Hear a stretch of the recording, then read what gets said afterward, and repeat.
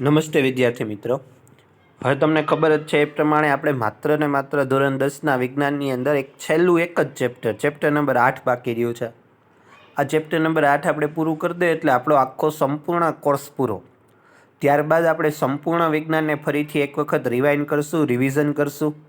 તો chapter number 8 છે સજીવોમાં કેવી રીતે પ્રજનન કરે છે એની આપણે ડિટેલ ચર્ચા જોઈએ. આ થિયરી અથવા તો આવી રીતે વિડીયો લેક્ચર લેવાનું કારણ એક એ પણ છે કે બાયોલોજિકલ ચેપ્ટર છે તો બાયોલોજિકલ ચેપ્ટરની એક લીટી તમને સમજાવવી જોઈએ, પ્લસ એમની વચ્ચે ક્યાંય વ્યાખ્યા આવતી હોય તો વ્યાખ્યા પણ તમને સમજાવવી જોઈએ. તો એમના માટે થઈ અને આપણે આવી રીતે આખું ચેપ્ટર કે સજીવો કેવી રીતે પ્રજનન કરે છે એટલે આપણે લગભગ આખું ચેપ્ટર છે એ આવી રીતનું આમ PDF ફાઇલ સ્વરૂપે જ લેશું, જેથી તમને એનું મટીરિયલ પણ અવેલેબલ થઈ જાય. આ જ ફાઇલ તમારું મટીરિયલ બની જાય અને પ્લસ મોટાભાગના પ્રશ્નો છે એનું સોલ્યુશન પણ થઈ જાય. તો જોઈએ આપણે એક લીટી જોતા જઈએ.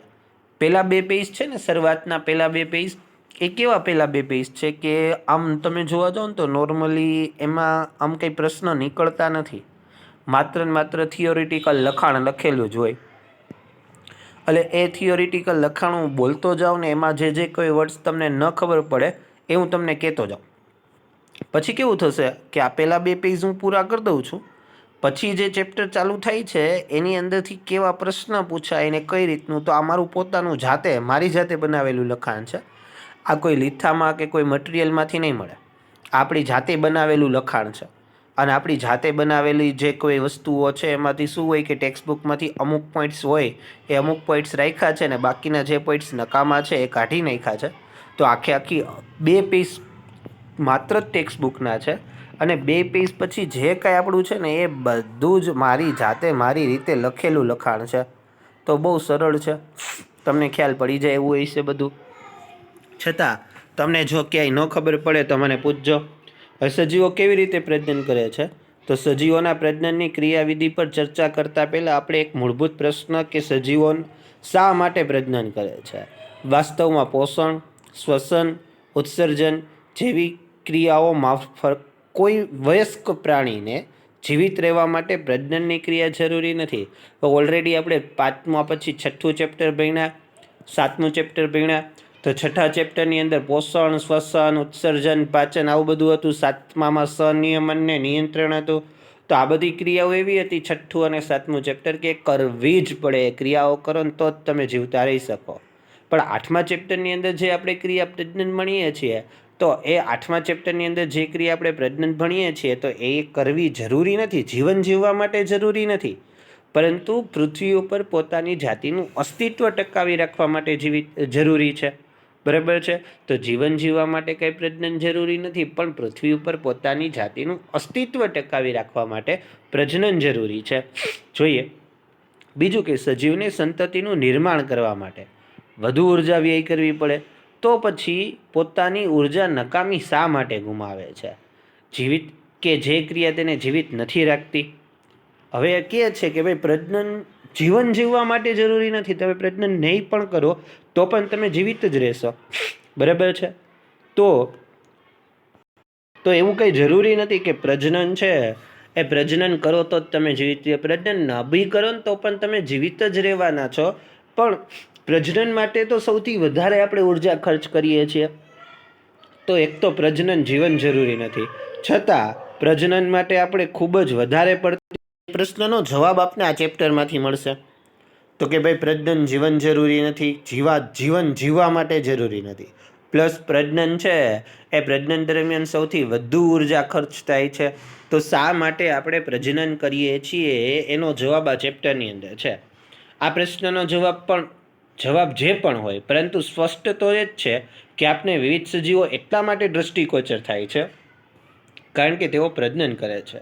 જો તે સજીવ એકલો હોય અને કોઈ પણ પ્રજનન દ્વારા પોતાના જેવા જ સજીવની ઉત્પત્તિ ન કરી શકે તો આપણે તેના અસ્તિત્વની ખબર પણ ન પડે. કોઈ જાતિમાં મળી આવતા સજીવોની વિશાળ સંખ્યા જ તેમના અસ્તિત્વની જાણકારી આપે છે. આનો મતલબ શું છે? તો આનો મતલબ બહુ સ્પષ્ટ છે કે જે સજીવોની પ્રજનન ક્ષમતા મજબૂત છે એ સજીવો પૃથ્વી ઉપર એનું સર્જન વધુ થશે. પૃથ્વી ઉપર એનું સર્જન વધુ થશે એટલે વધુ પ્રમાણમાં દેખાશે અને પોતાની જાતિનું અસ્તિત્વ ટકાવી રાખશે.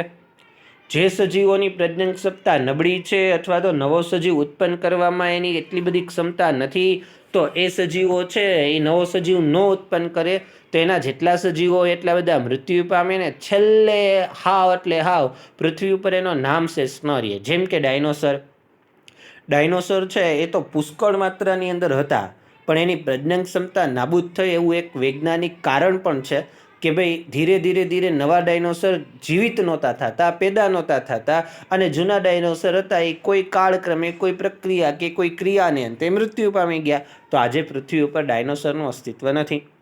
એના પછી આપને કેવી રીતે ખબર પડે કે બે સજીવ એક જ જાતિના સભ્ય છે?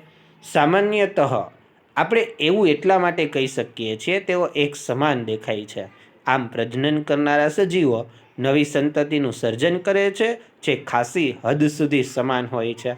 તો વિચારો કે પ્રજનન કરનારા સજીવો નવો સજીવ ઉત્પન્ન કરશે તો એ પોતાના જેવો જ ઉત્પન્ન કરશે, અને પોતાના જેવો ઉત્પન્ન કરે એટલે જ માટે આપણે કહીએ છીએ ને કે આ એક જ જાતિના સજીવો છે. આખા પેરેગ્રાફમાં એક દ્રષ્ટિગોચર શબ્દ આવ્યો જેને દ્રષ્ટિક્ષેપ પણ કહેવાય, એટલે કે જુદી જુદી આકૃતિઓની રચના તમને જોવા મળે. દાખલા તરીકે કોઈ કૂતરું છે તો એમની આકૃતિ અલગ છે, એમનો આકાર અલગ છે. મનુષ્ય છે તો એમનો આકાર અલગ છે. ગાય છે તો એમનો આકાર અલગ છે. તો દરેક સજીવનો આકાર અલગ અલગ છે, તો એમને દ્રષ્ટિગોચર તરીકે ઓળખવામાં આવે. શું સજીવો પૂર્ણરૂપે પોતાની પ્રતિકૃતિનું સર્જન કરે છે? આમ તો આ ટોપિક નીકળી ગયો છે હાલ પૂરતો, 2021 પૂરતો, છતાં આપણે એને જોઈ લઈએ. શું સજીવો પૂર્ણરૂપે પોતાની પ્રતિકૃતિનું સર્જન કરે છે? તો કે ના, પૂર્ણરૂપે ન કરે. આખી દુનિયામાં કોઈ દિવસ ક્યારેય એક સરખા બે સજીવ ન હોય. ઘણા વ્યક્તિઓ કે સર એવું થોડુંક હોય, જુડવા તો છે તો જુડવા ન હોય, તો જુડવા બી ન હોય. એની તમે ફિંગરપ્રિન્ટ્સ લેશો ને તો ફિંગરપ્રિન્ટ અલગ આવશે. હા, કદાચ દેખાવે ઘણી બધી સામ્યતા હોય, પણ સંપૂર્ણપણે તો એક રૂપ ક્યારેય કોઈ સજીવ હોતો જ નથી. એની અંદર માઇનર થોડી ઘણી ભિન્નતાઓ તો જોવા મળે જ છે. જોઈએ, વિવિધ સજીવોનો આકૃતિ સમાન હોવાને કારણે જ તે સમાન જોવા મળે છે. શરીરની સંરચના સમાન હોવા માટે તેમની બ્લુપ્રિન્ટ પણ સમાન હોવી જોઈએ. પોતાના મૂળભૂત રીતે પ્રજનન કરવું એટલે કે સજીવની સંરચનાની બ્લુપ્રિન્ટ તૈયાર કરવી. કોષના કોષ કેન્દ્રની અંદર રંગસૂત્રો આવેલા હોય, તેની અંદર રહેલા ડીએનએ, જેનું પૂરું નામ ડીઓક્સીરીબોન્યુક્લિક થશે, તેના અણુઓ આનુવંશિક લક્ષણોનો સંદેશો હોય છે જે પિતૃ તરફથી સંતતિમાં ઉતરી આવે છે. કોષના કોષ કેન્દ્રમાં રહેલ ડીએનએમાં પ્રોટીન સંશ્લેષણ હેતુ માહિતી હોય છે. આ સંદેશો અલગ સ્થિતિમાં નિર્માણ કે સંશ્લેષણ પામતા પ્રોટીન પર ભિન્ન હોય છે. ભિન્ન પ્રોટીન પરિવર્તન શારીરિક રચના તરફ દોરી જાય છે. આખી વસ્તુના એ તમને પ્રજનનનો જવાબ આપ્યો કે જ્યારે તમે પ્રજનનની ક્રિયા કરશો ત્યારે તમે પ્રજનનની ક્રિયા કરો છો, એનો મતલબ તમે નેક્સ્ટ બીજા નવા સજીવ માટેની બ્લુપ્રિન્ટ તૈયાર કરો છો. આ બ્લુપ્રિન્ટ કેવી રીતે તૈયાર થાય? તો કે આ બ્લુપ્રિન્ટ છે એ પિતૃ પેઢીમાંથી આવેલા કોષમાંથી તૈયાર થાય. હવે પિતૃ એટલે માતા પિતા. માતા પિતામાંથી જે કોઈ ડીએનએ મળે છે, જે કોઈ કોષ મળે છે, એ કોષના કોષ કેન્દ્રની અંદર, માતા પિતામાંથી જે તમને કોઈ કોષ મળે છે એ કોષના કોષ કેન્દ્રની અંદર ડીઓક્સીરીબોન્યુક્લિક એસિડ, જેને આપણે ડીએનએ કહે છે, એ ડીએનએ રહેલા હોય છે. અને ડીએનએની અંદર માતા પિતાના લક્ષણો રહેલા હોય છે. આ ડીએનએની પ્રતિકૃતિ ભેગી થઈને બ્લુપ્રિન્ટ બનાવે છે અને નવા સજીવો છે એનું સર્જન થાય છે. અને આ બ્લુપ્રિન્ટ માટે કે ડીઓક્સીરીબોન્યુક્લિક એસિડ કે માતા પિતાના આનુવંશિક લક્ષણ માટે જે જવાબદાર છે, પ્રોટીન જવાબદાર છે. જુદા જુદા લક્ષણ માટે જુદું જુદું પ્રોટીન હોય છે. તો આવી થોડીક એને વાતો કરેલી છે. આમ પ્રજનનની મૂળભૂત ઘટના ડીએનએની પ્રતિકૃતિ બનાવવાની છે. ડીએનએની પ્રતિકૃતિ બનાવવા માટે કોષો વિવિધ રાસાયણિક ક્રિયાઓનો ઉપયોગ કરે છે જે પ્રજનન કોષના ડીએનએની બે પ્રતિકૃતિ બનાવે છે. તેઓનું એકબીજાથી અલગ હોવું પણ જરૂરી છે, પરંતુ ડીએનએની એક પ્રતિકૃતિને મૂળ કોષમાં રાખી બીજી પ્રતિકૃતિને તેની બહાર કાઢી નાખવાનું કામ ચાલતું નથી, કારણ કે બીજી પ્રતિકૃતિ પાસે જૈવિક ક્રિયાઓના રક્ષણ માટે સંગઠિત કોષીય રચના હોતી નથી.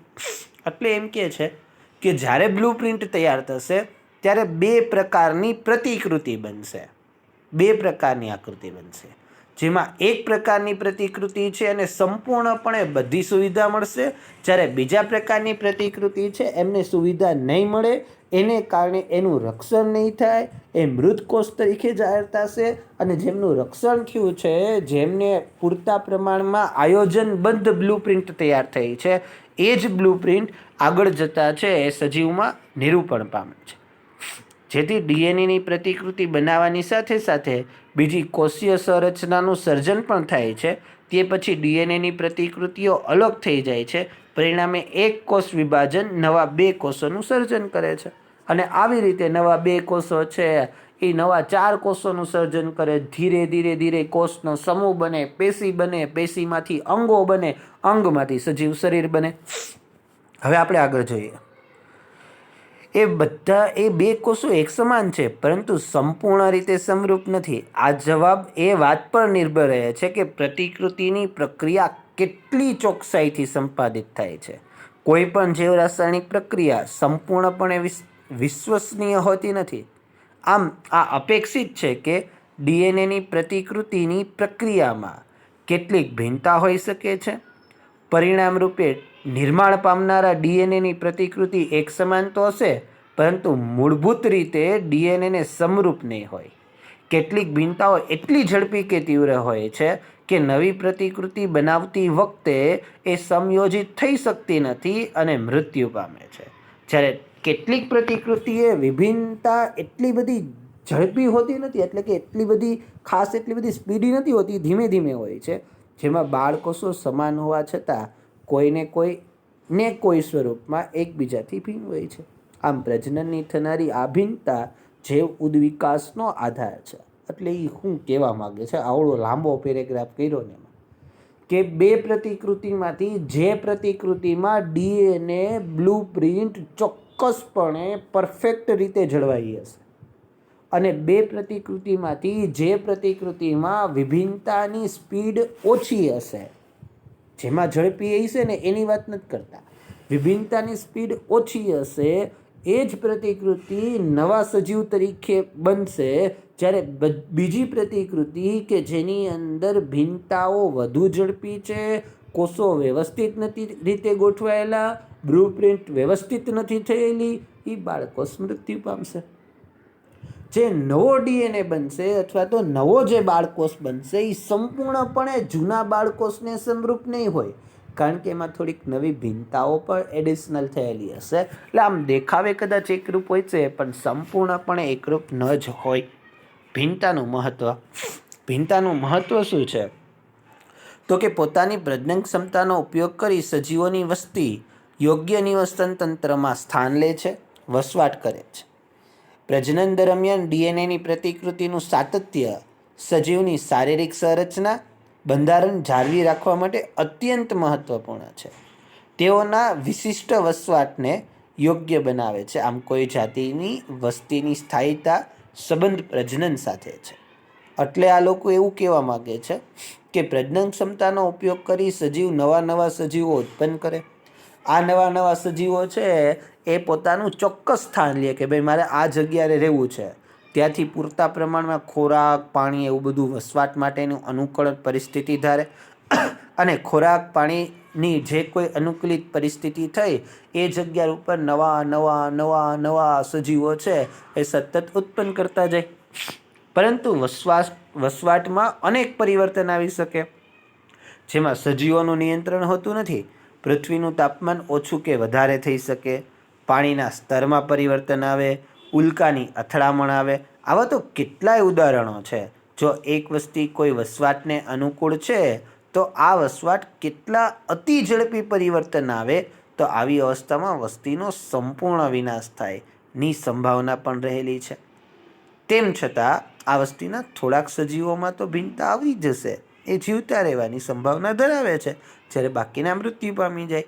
જો આનું બેસ્ટ ઉદાહરણ છે ને, આપણે પૃથ્વી ઉપર બધા વસવાટ કરીએ છીએ અને અચાનક કોરોના વાયરસ આવી ગયો. હવે અચાનક કોરોના વાયરસ આવે, પૂર આવે, સુનામી આવે, ઉલ્કાઓનો વરસાદ થાય, બરાબર છે, તાપમાન ઘટી જાય કે તાપમાન વધી જાય, તો જોજો માણસો મૃત્યુ પામવા માંડે. આ કોરોનામાં કેમ બધા માણસો મૃત્યુ પામવા માંડ્યા? તો કોરોનામાં એવા જ માણસો બચી શકે જે પોતાના શરીરની અંદર પોતાની ભિન્નતાઓનું સર્જન કરી શકે, પોતે કોરોના વાયરસ માટે પોતાના શરીરની અંદર કંઈક ફેરફાર કરે અને એની સામે લડી શકે.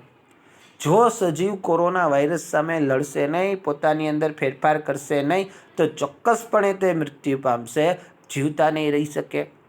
તો મનુષ્ય સતત પ્રયત્ન કરે છે કે પોતાના શરીરની અંદર કંઈક એવા ગુણ દાખલ કરે જેને આપણે વેક્સિન અથવા રસી કહીએ છીએ, જે કોરોના સામે આપણા શરીરની અંદર ભિન્નતા લઈ આવે ને આપણે જીવી શકીએ. આનું એક ઉદાહરણ તમને આપેલું છે કે એક નદીની અંદર કેટલા બધા બેક્ટેરિયા રહેતા હતા, અચાનક તાપમાન વધી ગયું તો બધા જ બેક્ટેરિયા છે એ બધા જ બેક્ટેરિયામાંથી મોટાભાગના બેક્ટેરિયા મૃત્યુ પામી ગયા, પણ અમુક બેક્ટેરિયા બાકી રહી ગયા જેને પોતાની અંદર વિભિન્નતા લઈ આવ્યા અને તાપમાન સામે રક્ષણ કરીને પોતે જીવતા રહ્યા.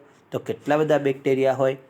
આ બધા જ બેક્ટેરિયા છે એ બધા જ બેક્ટેરિયા જ્યાં રહેતા હતા ત્યાં અચાનક તાપમાન વધી ગયું તો બધા બેક્ટેરિયામાંથી મોટાભાગના બેક્ટેરિયા મૃત્યુ પામી જાય છે, પણ અમુક બેક્ટેરિયા એવા વૈધા જે મૃત્યુ નથી પામતા, બરાબર છે. એનું કારણ એને પોતાના શરીરની અંદર ભિન્નતાઓનું સર્જન કર્યું, જેથી તે ભિન્નતાઓનું સર્જન કરવાને કારણે પોતે જીવી શક્યા. જો એને એ ભિન્નતાનું સર્જન ન કર્યું હોત તો એ મૃત્યુ પામત. હવે આ તમારા 2 પેજ છે એ લોકલ 2 પેજ હતા, જેમાંથી કોઈ લગભગ મોટાભાગનો કોઈ ક્વેશ્ચન એવો ખાસ નીકળતો નથી, એટલે આ 2 પેજમાંથી કાંઈ ખાસ આપણે પાક્કું કરવાનું થશે નહીં, બરાબર છે. ખાલી એક પ્રજનનની વ્યાખ્યા પાકી કરવાની કે પૃથ્વી ઉપર પોતાનું અસ્તિત્વ જાળવી રાખવા માટે દરેક સજીવ પોતાના જેવો નવો સજીવ ઉત્પન્ન કરે છે. આ ક્રિયાને પ્રજનન કહે છે. પૃથ્વી ઉપર પોતાની જાતિનું અસ્તિત્વ ટકાવી રાખવા માટે દરેક સજીવ પોતાના જેવો નવો સજીવ ઉત્પન્ન કરે છે, જેને પ્રજનન કહે છે. તો જો પહેલો જ પ્રશ્ન, પ્રજનન એટલે શું? તો દરેક સજીવ બરાબર એ પોતાના જેવો બીજો સજીવ ઉત્પન્ન કરે છે. આ ક્રિયાને પ્રજનન કહે છે. પ્રજનનના 2 પ્રકાર પડે છે, લિંગી પ્રજનન ને અલિંગી પ્રજનન. તો પ્રજનન છે તેમના 2 પ્રકાર પડે છે. એક પ્રકાર છે લિંગી પ્રજનન અને બીજો પ્રકાર છે અલિંગી પ્રજનન. તો 2 પ્રકારમાંનું પેલો લિંગી પ્રજનન ને બીજો અલિંગી પ્રજનનમાંથી આપણે જે સમજવાનું છે એ અલિંગી પ્રજનન સમજવાનું છે. તો પહેલો પ્રશ્ન, પ્રજનન એટલે શું? તેના કેટલા પ્રકાર પડે છે, ક્યાં ક્યાં? તો એક સજીવ પોતાના જેવો જ બીજો નવો સજીવ ઉત્પન્ન કરે છે કે જેના દ્વારા પૃથ્વી ઉપર પોતાની જાતિનું અસ્તિત્વ ટકાવી રાખે, તેને પ્રજનન કહે છે. તેના 2 પ્રકાર પડે છે, પહેલું લિંગી પ્રજનન અને બીજું અલિંગી પ્રજનન. હવે આપણે સૌ પ્રથમ અલિંગી પ્રજનન પદ્ધતિ ભણશું. અલિંગી પ્રજનન પદ્ધતિ ભણી લીધા પછી આપણે લિંગી પ્રજનન પદ્ધતિ ભણશું. આમાંથી શું નીકળી ગયું છે અને શું રાખેલું છે, બરાબર છે, એમની ચર્ચા આપણે જ્યારે ક્યારે રિવિઝન કરતા હશું ત્યારે કરી દઈશું. કારણ કે અત્યારે તો બધું જ ભણવાનું છે, એક ટોપિક ભણવાના છે આપણે, અને લાસ્ટ ચેપ્ટર જ છે આપણી પાસે, એટલે દરેક વસ્તુ ભણવાની જ છે. તો આ દરેક વસ્તુ ભણવા માટે તમારે આ પ્રશ્ન પણ ભણવો પડશે કે અલિંગી પ્રજનન પદ્ધતિ એટલે શું, તેના પ્રકાર જણાવો. તો એકલ સજીવો દ્વારા ઉપયોગમાં લેવાતી પ્રજનન પદ્ધતિને અલિંગી પ્રજનન પદ્ધતિ કહે છે. આનો મતલબ શું થાય? તો જો આપણી અંદર નર અને માદા હોય, એટલે કે પુરુષ અને સ્ત્રી હોય, તો પુરુષ અને સ્ત્રી હોય તો એના દ્વારા નવી સંતતિનું સર્જન થાય. તો આપણે 2 જાતિ થઈ, પુરુષ અને સ્ત્રી, તો આપણા દ્વારા જે સંતતિનું સર્જન થાય છે ને એને લિંગી પ્રજનન કહેવાય. પણ અત્યારે અલિંગી પ્રજનન પદ્ધતિની વાત કરીશ. તો અલિંગી પ્રજનન પદ્ધતિની જ્યારે વાત કરી હોય ત્યારે એમાં નર અને માદા જેવી કોઈ જાતિ નથી હોતી, અથવા હોય તો નર એકલો ધારે તો એકલો સંતતિ પેદા કરી શકે, અને માદા એકલી ધારે તો એકલી સંતતિ પેદા કરી શકે. તો એકલ સજીવો દ્વારા, આમાં કોઈ 2 સજીવો કે 2 જાતિની જ જરૂર નથી પડતી. એકલ સજીવો દ્વારા ઉપયોગમાં લેવાતી પ્રજનન પદ્ધતિને અલિંગી પ્રજનન પદ્ધતિ કહે છે. તેમના મુખ્ય 6 પ્રકારો છે. ભાજન, અવખંડન, પુનઃજનન જેને પુનઃસર્જન પણ બોલી શકાય, કલિકા સર્જન, વાનસ્પતિક પ્રજનન અને બીજાણુ નિર્માણ. તો જે અલિંગી પ્રજનન પદ્ધતિ છે એમના મુખ્ય 6 પ્રકાર છે. ભાજન, તો ભાજન વિશેની આપણે ડિટેલ ભણવાની છે. અવખંડન, બરાબર, તો એમના વિશેની ડિટેલો ભણવાની છે. પુનઃજનન, તો એમના વિશેની આખી ડિટેલ ભણવાની છે. કલિકા સર્જન વિશેની ડિટેલ ભણવાની છે. વાનસ્પતિક પ્રજનન વિશેની ડિટેલ ભણવાની છે. અને બીજાણુ નિર્માણ, તો એમના વિશેની પણ ડિટેલ ભણવાની છે. બરાબર છે. તો આપણે અલિંગી પ્રજનન પદ્ધતિનું ભાજન વિશેની વાત કરીએ. એનો પહેલો પ્રકાર કે એક કોષીય સજીવોમાં કોષ વિભાજનથી ઉત્પન્ન થતા સજીવોની પદ્ધતિને ભાજન કહે છે. તો પહેલાં તો ભાજનની વ્યાખ્યા આપી કે જે સજીવોમાં કોષ વિભાજનથી જ નવો સજીવ પેદા થાય. કોષોનું વિભાજન થાય ને એમાંથી નવો સજીવ પેદા થઈ જાય, તેમને ભાજન કહેવાય. ભાજનના 2 પ્રકાર પડે, દ્વિભાજન અને બહુભાજન. જો ભાજન છે એનું એક સરખા 2 કોષમાં જ વિભાજન થાય તો એમને દ્વિભાજન તરીકે ઓળખવામાં. દાખલા તરીકે અમીબા અને પેરામિશિયમ. જોઈએ આપણે આ અમીબા. તો તમે અમીબાની અંદર ધ્યાનથી જુઓ, બરાબર છે. તો અમીબાની અંદર તમે ધ્યાનથી જુઓ તો આ એક અમીબો છે. ધીરે ધીરે એનું કદ વધ્યું, પછી જો આવી રીતનું આમ થયું. અહીંયા કોષ કેન્દ્ર જુઓ, પછી અહીંયા કોષ કેન્દ્ર જુઓ, અહીંયા કોષ કેન્દ્ર જુઓ. છેલ્લે એના એક સરખા 2 ભાગ થયા અને 2 અલગ અલગ સજીવ તરીકે એનું નિર્માણ થયું. 2 છે એ અલગ અલગ સજીવ એનું નિર્માણ થયું. તો આમને દ્વિભાજન પદ્ધતિ કહેવાય કે એક સજીવ છે એના 2 એક સરખા કોષમાં વિભાજન થાય અને બંને કોષ નવા સજીવ તરીકે વર્તે, તેમને દ્વિભાજન તરીકે ઓળખવામાં આવે છે. પછી નેક્સ્ટ એમાં જોઈએ અમીબા અને પેરામિશિયમ. કાલા અઝારના રોગકારક લેશમાનિયાના કોષ એક છેડા પર ચાબુક જેવી સૂક્ષ્મ સંરચના હોય છે. આવા સજીવોનું દ્વિવિભાજન એક જ સમતલમાં થાય છે. એટલે આ કાલા આજાર છે જે લેશમાનિયા કાલા આજાર રોગ છે, એના માટે લેશમાનિયા નામનો જીવ જવાબદાર છે. આ લેશમાનિયા નામનો જીવ તમે જોઈ શકો છો કે ભાઈ એક સમતલ, પછી ધીરે ધીરે એનું કોષ કેન્દ્ર તમે અહીંયા જો એક છે, પછી આમાં કોષ કેન્દ્ર 2 થયા, પાછા કોષ કેન્દ્ર 2 છે એ છૂટા પડ્યા અને ધીરે ધીરે એના 2 આમ અલગ અલગ ફાડિયા થયા અને 2 અલગ અલગ ફાડિયા નવા જીવ તરીકે વર્તન કર્યું. તો આ એક જ સમતલમાં થાય છે પ્રજનનની ક્રિયા. તો આપણે તો બહુ બસ એમાં કંઈ એટલું બધું ધ્યાન નથી રાખવાનું. આપણે તો ખાલી જે લેશમાનિયા છે એનું એક સરખા 2 ભાગમાં વિભાજન થયું એટલે આપણે કહી શકીએ કે આ દ્વિવિભાજનનો ટોપિક છે. પછી આવે બહુભાજન. એક કોષીય સજીવો એક સાથે અનેક સંતતિ કે બાળકોષમાં વિભાજિત થાય. ઓલા 2 જ થતા હતા, 2 થી વધારે નહીં. આમાં ચોખ્ખું લખ્યું અનેક સંતતિ કે બાળકોષમાં, ટૂંકમાં 2 કરતાં વધારેમાં થાય, તેને બહુભાજન કહેવાય. દાખલા તરીકે ઈસ્ટ અને પ્લાઝ્મોડિયમ, તો એમનું ઉદાહરણ પણ તમે જોઈ શકો છો. તો જો એમના કોષ કેન્દ્ર તમે ધ્યાનથી જોશો તો એમના કોષ કેન્દ્ર જો કેટલા બધા છે, કેટલા બધા કોષ કેન્દ્ર કટકા થઈ ગયા. દરેક કોષ કેન્દ્ર અલગ અલગ થશે અને પછી દરેક અલગ અલગ થયેલો કોષ કેન્દ્ર છે એ નવા સજીવ તરીકે વર્તન કરશે. તો આમને દ્વિભાજન તરીકે ઓળખવામાં આવે. તો આજે મારે આખો પ્રશ્ન છે કે ભાજન એટલે શું, તો કે કોષ વિભાજનથી જે નવા સજીવો બને છે આ પદ્ધતિને પ્રજનન પદ્ધતિને ભાજન કહે છે. ભાજનના 2 પ્રકાર પડે છે, દ્વિભાજન ને બહુભાજન. જો ભાજન દ્વારા 2 જ સજીવો બને તો એમને દ્વિભાજન કહેવાય. ઉદાહરણ તરીકે અમીબા અને પેરામિશિયમ. પણ જો ભાજન દ્વારા 2 કરતાં વધારે સજીવો બને તો એમને બહુભાજન પદ્ધતિ તરીકે ઓળખવામાં આવે. તો હવે પછીનો જે નવો પ્રશ્ન છે ને એ આપણે નેક્સ્ટ વિડીયો લેક્ચરની અંદર લેશું. આ વિડીયો લેક્ચરની અંદર અહીંયા સુધી રાખીએ. અવખંડન એટલે શું, તો એ હવે પછી આપણે નેક્સ્ટ વિડીયો લેક્ચરની અંદર અવખંડન વિશેની ડિટેલ જોશું. એમાં શું લખેલું છે, એમની અંદર કેવી આકૃતિ આવે, એ હવે આપણે બીજા વિડીયો લેક્ચરની અંદર જોશું. અત્યારે આ વિડીયો લેક્ચરની અંદર અહીંયા સુધી રાખીએ. નેક્સ્ટ વિડીયો લેક્ચરની અંદર આપણે હવે પછીના નવા પ્રશ્નો છે એમને આગળ વધારશું. તો નમસ્તે વિદ્યાર્થી મિત્રો, આ બધા જ પ્રશ્નો તમારે તમારી બુકમાં લખી નાખવાના છે. તમને બહુ અતિ ઉપયોગી બનશે, બરાબર છે, તમારા માટે અતિ કામના પ્રશ્નો છે. તો નમસ્તે વિદ્યાર્થી મિત્રો, આપણે અહીંયા સુધી રાખીએ.